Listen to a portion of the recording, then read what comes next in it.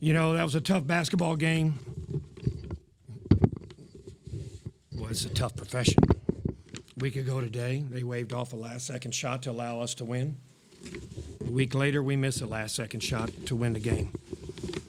I really wish we could have won this game. It would have put the punctuation mark on Nigel's accomplishments. That I was really hoping.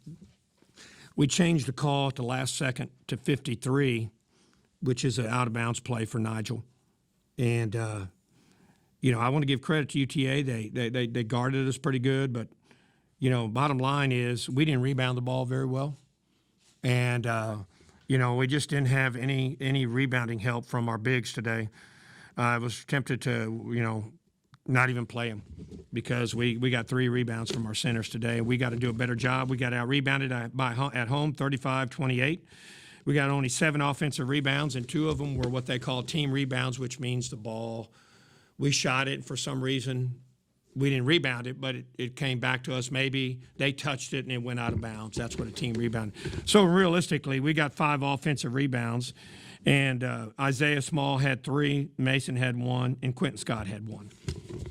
And we got to rebound the ball better. This is what happened on the trip, on our first 2 road trips. We were out-rebounded by every game except Arkansas State. And I just don't understand that. I really don't. But, you know, we got to do that. I thought Nigel played another good game other than I wish he would have got a few more rebounds. But, you know, I thought he played a great game, a pretty good game. And so we just didn't have enough people show up today in terms of you know, stellar performances to overcome this. We played poorly and lost by 2. Am I saying that right? Yeah, we played poorly and lost by 2. Coach, what did you see from them defensively that you had to adjust to, and how can you? Well, they ran a 1-1-3 zone, and we worked on that all week. We, you know, we just didn't get anything out of it, what we worked on. We adjusted and put some other things in there and got some stuff. We did something we did against South Alabama in the tournament late, and we got a few pick and rolls for Eric. But, you know, their zone bothered us. And one reason it bothered us was, you know, our outside shooting. You take away Nigel's 3 for 8. Marlon hit that 3 at the late in the game. And, you know, Deshaun Davidson hit 1 3 late. I mean, I think at the buzzer sounded. And we just didn't have very good shooting today. 5 of 16 is what? About 31% from the 3. And so, and that's it in a nutshell. We didn't shoot the ball well. One time, you know, I forget which player it was. I want to say Isaiah had the ball right in the middle of the key first half and shoot the ball, and he just kind of put it up there, and it was 8 feet away, and it fell short.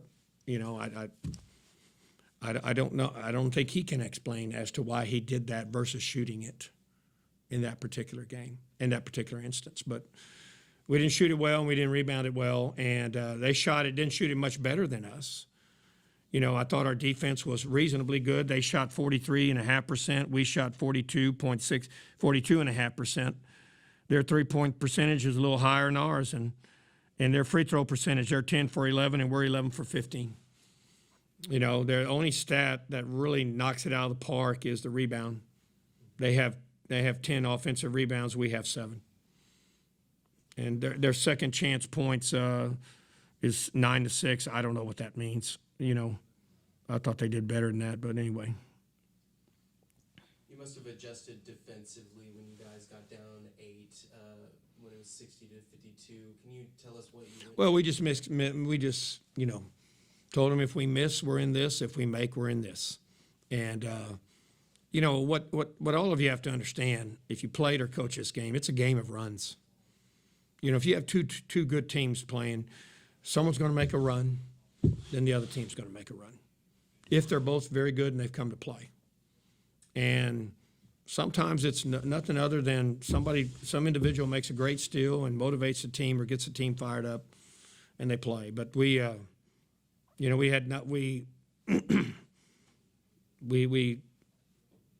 we just did not execute well against that zone they have.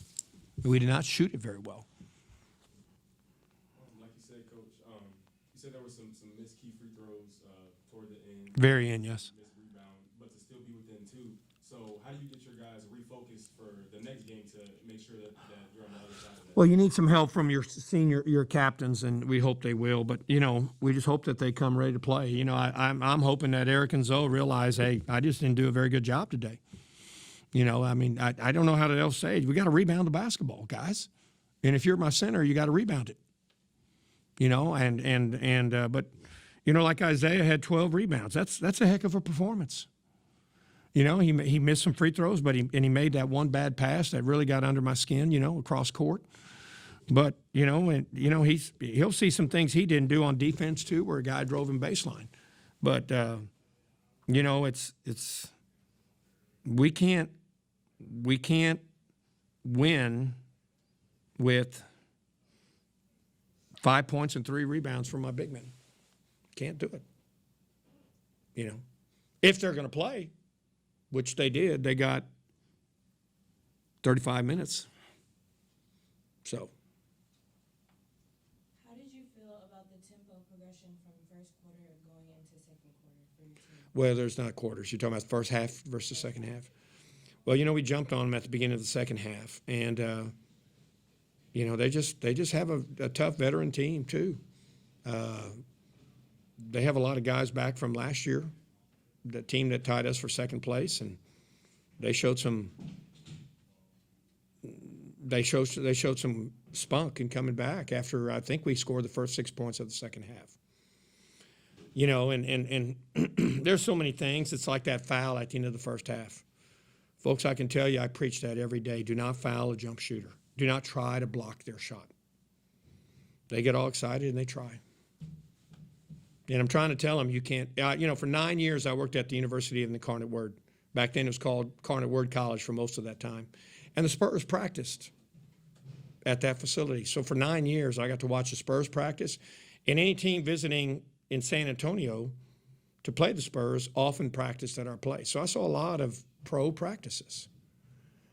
And like I tell my guys, all you guys have dreams of playing somewhere for money. Continue playing. Man, you got to follow directions. Because those pro players, they're very smart, and they're very athletic, and they're very big. But one thing they are is they know how to follow directions. Otherwise, they wouldn't be where they're at. And I'm trying to get these guys. That requires discipline. And with that self-discipline, I got to break this old habit of mine, and try to do what Coach asked me to do. And we tried to block a shot and gave him 2 free throws at the end. And guess what? We lose by 2. Now, did that lose the game? No. That's just one example of how, when I tell them do this, don't do that, that's one example, so. Is there anything that Coach Ogden did on the other side there that surprised you or took you off? No, I think one time he put in a 1-3-1. We haven't seen that on tape very much. He didn't use it very much, though. He didn't use it very much. But other than that, he ran pretty much what we thought he would run. So, Coach, you mentioned the last play, 53 out of bounds play. Was it meant for Nigel to shoot the 3? It was meant for Nigel to get a shot. Nigel tried. I'm going to guess. Nigel came off a screen and did something what we call. He thought he needed a flare, meaning here's a guy screening and he's coming off that screen and he should be doing this with the ball over here, but I think he saw a guy coming up what we call up the alley, and instead of doing this, he kind of did that. But that guy made a really good hustle play, and I mean he was right there with Nigel. So if that ball goes in, I'm Coach of the Year. If it doesn't, it's maybe a bad call. But that's what you live with. You know that going in. So going into your schedule for a year and still a lot left to play. Yeah, 10 games. What is your team's identity, you believe, at this point in the season? Well, we're going to have to rebound and we have to defend better. What happened today is what I've been preaching about defense all the time. We're going to be games, guys, that y'all can't shoot the ball well, and you can't explain why. For some reason, you don't have it today. As a basketball player, that occurred to me. So I look at my own experience and say, and I went to college on a scholarship, basketball scholarship, played at North Texas. And I got a scholarship because I supposedly could shoot the ball. But yet there were games where I'm just missing shots. And there's games where I can't. The basket looks this big some nights, and it looks that big other nights. So with that being said, if we can't, that's one thing we cannot control is your ability to shoot the basketball. We try to control our ability to defend. And if we lose an ugly game, 51-49, in which both teams shoot in the 30s, we're still celebrating in that locker room, even though we shot the ball poorly. And I tell them you can win games that you don't shoot the ball well and play great D, which rebounding is part of defense, especially blocking out. And if you play great D and you're shooting the ball well, you're going to win by 20 or 25. But there's 2 out of 3 things that can happen if we play good D. You know, there's a good chance 2 out of 3 we can win if we just really lock the other team down. Our defense was okay today. It wasn't as good as what I'd hoped. You know, but the other team has, you know, David Azor is an all-conference player, and Brian Warren, even though he made 8, he made some tough ones. The number 0, he made some tough shots at the end, like he did here last year. He made a shot at the end of regulation last year to put him in overtime. He made a shot at the end of the first overtime to put it in the second overtime, and we lose in 2 overtimes. And both of them are very tough shots. So he's a clutch player, you know. Obviously, this is a last one. This is a heavy game for your players and for yourself. This is an in-state rival. Walking into the locker room, what did this team feel like? After the game? Yes. Oh, we're down. We're down. Some people are, everybody's down about losing. I think some people are down about the way they played. You know, and we got to pick ourselves up. We got a game. We got 2 teams here and coming in that we beat on the road. And we're down because, you know, we had a good crowd out there. We want our fans to be happy. You know, I mean, it was an exciting game, but we won at the end. We want y'all celebrating. And like I tell them, I said, it's sure a lot more fun playing in front of the crowds like that than in front of 1,200. But you got to come play, you know. And we didn't have enough guys ready to play today based on the statistics. Just walk us through that last play out there, what you saw on the court. Man, that play hurt my heart, man. That's a storybook ending right there, you know what I'm saying, against UTA. And, like, that's a shot I'm going to make 7 out of 10. And that was just the 3, you know what I'm saying, 3 chances that I ain't make it. But I got the look I wanted, and it wasn't nothing but me, you know what I'm saying. He didn't make me miss a shot. The defense didn't do nothing. I read my defender. I was looking for a 2-pointer, I'm not going to lie. But I seen he was kind of phased. I mean, he didn't know where the ball was at, so I had to cut and get open. Got the shot I wanted. I take that shot every day of the week, every game of the season. If that's the shot that'll win us the game, I'll take that. But I got to make it, though. I got to make it for sure. Isaiah, you had a double-double tonight. I know with the takeaways from the team aspect, I know that you probably want to come away with the win more than that personal stat line, but how did you feel about the way that you played tonight and your personal performance? I mean, I played terrible. We could have won this game big time if I had played better defense. My man drove the ball twice baseline, got a layup. I fouled number 0 before the halftime, made the free throw. So, I mean, overall, it's just like this loss is on me because, like, if I'd have played better D and stopped without fouling, we'd have been up.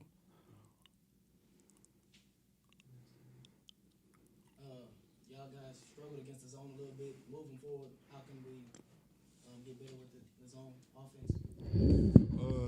UTA, they run a good zone. So, like, it's not just, appreciate it. It's not just that team. I mean, that zone, no, we don't struggle against zone because that's not the first time we've seen zone this year. But they run a pretty good zone. I feel like we got kind of gunshot probably from about the 15-minute mark to the 10-minute mark of the second half. And, like, we was up, it probably was a little less than that. We was up 42-37. And they came down and scored, so 42-39. and we got a little gunshot right there. We passed up on some shots we should have shot. And, like, I don't know, down there, they ain't have a lot of big men, so I feel like we should have attacked them more. We should have got some more layups, but they protect the paint pretty well. But we should have got some more layups for sure. For Nigel Pearson, so now that you've become the lead scorer at Texas State, does that apply any more pressure to you in your performance during the game today? Nah, it's actually like the monkey off my back. Actually, it's kind of like cause now I just get to play without everybody saying, "Oh, when you gonna do this? When you gonna do that?" And I'm just playing freely, having fun.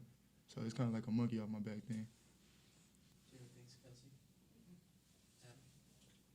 Coming down the stretch, y'all some missed key free throws, some missed rebounds, but to still come down to the last possession. What is it going to take for y'all to turn that corner for this last stretch of y'all schedule, last 10 games, to kind of get it together and get to where y'all want to be? It's funny that you say that because people were asking me all week, why y'all winning? Why have y'all won 4 games in a row?